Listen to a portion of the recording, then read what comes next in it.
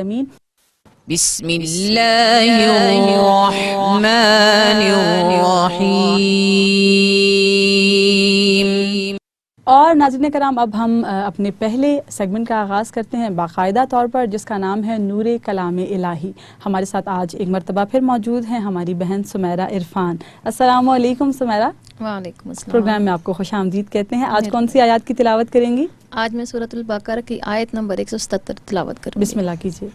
अऊज़ु बिल्लाहि मिनश शैतानिर रजीम। बिस्मिल्लाहिर्रहमानिर्रहीम। लैसल बिर्रा अन तुवल्लू वुजूहकुम क़िबलल मशरिक़ि वल मग़रिब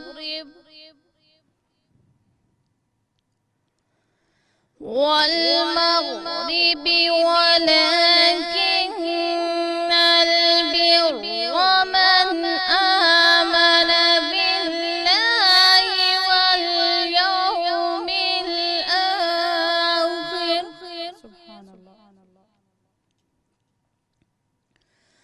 वल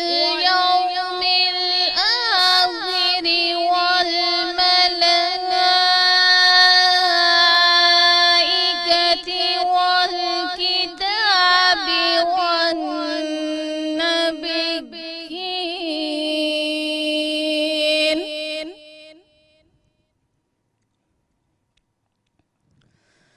वआतल माल अला हुब्बिहि ज़विल क़ुर्बा वल यतामा वल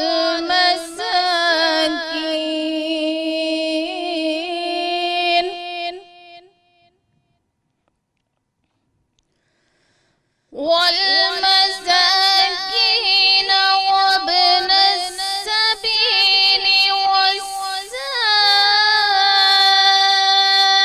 والسائلين وفي الرقاب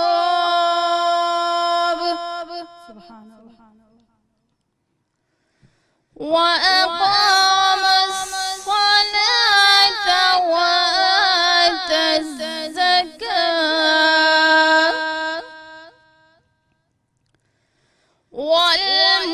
والموفون بعهدهم إذا عاهدوا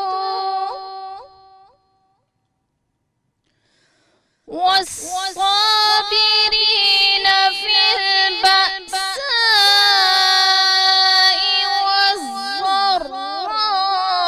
والضراء وحين البأس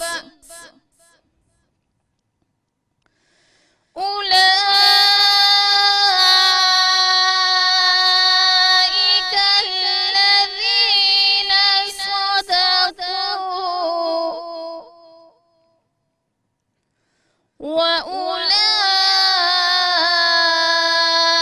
وأولئك هم المتقون.